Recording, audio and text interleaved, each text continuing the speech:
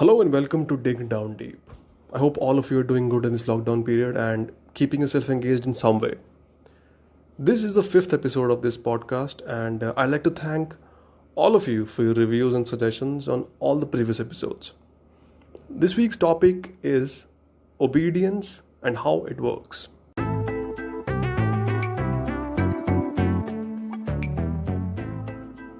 My name is Piyush Rana. I'm an aspiring filmmaker, a writer, and currently a podcaster. And you are listening to Dig Down Deep, a podcast where I'll talk about life, arts, entertainment, creativity, and everything that might provoke a thought in your head, and hopefully lead you towards a happy and fulfilling life. Okay, so I would like to start off this episode by talking about a person named Adolf Eichmann.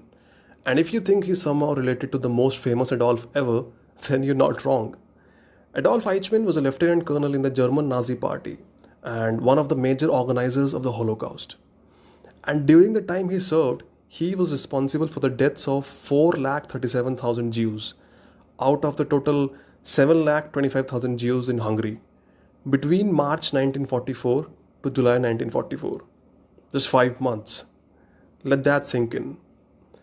Finally, in the early 1960s, when he was caught and found guilty of his crimes against humanity, he said that he was just following orders. This triggered a debate in the psychology world, putting out a very important question, which was that to what extent will a human obey orders and why? One of the most famous researches in this field was conducted by an American psychologist named Stanley Milgram, who conducted an experiment called the obedience to authority in the year 1961. Here is how the experiment took place. 3 individuals took part in one session of the experiment. One was the experimenter who conducted the experiment. Another was a volunteer who was paid a sum of $4 for an hour of his time and was given the role of a teacher. This was the actual subject who was being studied. And the third individual was given the role of a learner, and this person was just an actor who pretended to be a volunteer. Now, what happened was that the experimenter told both the individuals that they were taking part in a scientific study of memory and learning to study the effect of punishment on the memory of an individual, which was a lie to make the volunteer act without any bias. And to make it look more real, slips were drawn by both the volunteer and the actor to determine their roles. And both the slips had teacher written on them, but the actor would claim that his says learner, making the volunteer the teacher every single time. They were also assured that their payment is secured regardless of the results of the experiment. In the next step, the teacher and the learner were taken into a different room where the learner was tied to an electric chair. And then the teacher was separated from the learner in such a way that they could communicate with each other but were not able to see each other. The teacher and the learner were given some set of words which were in pairs, for example, purple flower, couch, potato, etc. The task of the teacher was to read out the first half of the word and wait for the learner to say the second half. If the answer was correct, the teacher would move on to the next pair of words.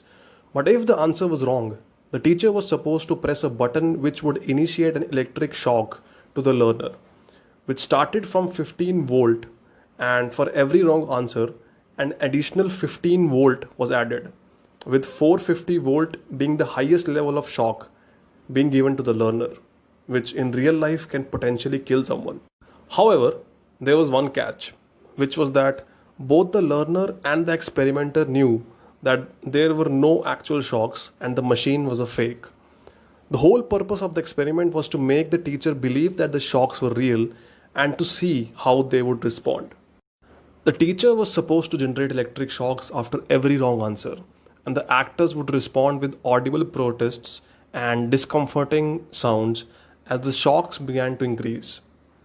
As the shocks reached the 300 volt mark, the learner would start beating on the walls and begging for the experiment to stop, and eventually falling silent as the shocks further increased to indicate that something has happened to him. If during this whole process the teacher wanted to stop the experiment, then in that case the experimenter would give out 4 verbal prods, one at a time, which were Number one, please continue. Number two, the experiment requires that you continue. Number three, it is absolutely essential that you continue. And number four, you have no choice. You must go on. If the subject still wanted the experiment to stop after listening to the four prods, then the experiment was halted. Or if the subject had given a shock of 450 volt thrice, then the experiment was halted. Now, what do you think turned out to be the result of the experiment? How many subjects do you think would have actually given out the maximum 450 volt of shock? Take a moment and record your answer. So, in the first set of experiment, around 65% of the subjects administered the maximum shock of 450 volt, and all the subjects at least gave a shock of 300 volt, which was a shocking result for Milgram because according to his predictions based on various polls and surveys, just a mere 4% of subjects were predicted to give out a 450 volt shock, but 65%, that was totally unexpected. What exactly happened here? Why did the person obey the rules even if he didn't feel okay at the time of acting them out? Why didn't he stop when he wanted to? This experiment was conducted at various places and circumstances, and it almost gave out the same result. According to Milgram, humans developed social hierarchies as it was more convenient and advantageous for survival.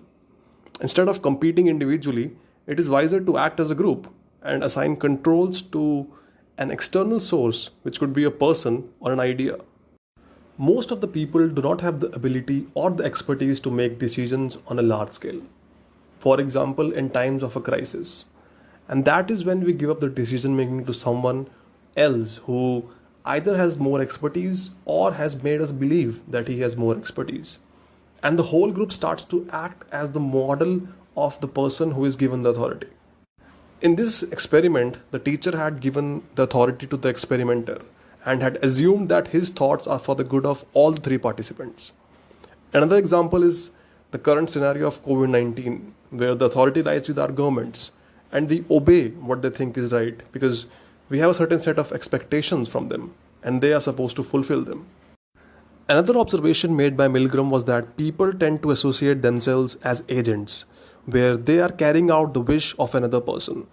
They see themselves as instruments, and with that comes the shift in responsibility. When a person believes that he is acting as a mere instrument for another person, he feels that he is relieved from the responsibility of his actions. His morality tends to shake as he is no longer answerable for his acts. The teacher did not feel responsible for the shocks as he was doing what he was told, and hence he continued with what he was told. History is full of such examples where the authority was given to a person whose ideas were not in favor of humanity, and he led a group of people to act immorally without even realizing the consequences of their actions. Whether it was Adolf Hitler or Mussolini or an endless list of people who led us to nothing but war, death, doom, destruction, and everything negative. And people like me and you who were present at that time were part of all those acts because they merely obeyed what was being told to them. It is very tough to function as a society without a guiding figure leading us towards a particular direction. And obeying an authority is a wise and important step towards reaching that direction. But it is very important to strike a balance in blindly obeying the authority and understanding where they are taking us as a society. We might not be very strong as individuals, but as groups, we are capable of doing wonders as well as creating disasters. So choose a direction and make sure that the person you chose to lead you takes you in that direction. Obey him, be a part of the development. But when you feel that the person you chose seems to be flawed, ask questions and don't be a living body with a dead brain. Before ending this episode, I would like to thank all the people who subscribed to this channel without me asking them to do it. That was really wholesome and sweet of you guys. And if you liked this episode and the previous episodes, please subscribe if you already haven't. Because I've got a lot of content lined up for you guys, and it feels great when more and more people like and appreciate your work. So yeah, like, share and subscribe. Thank you so much.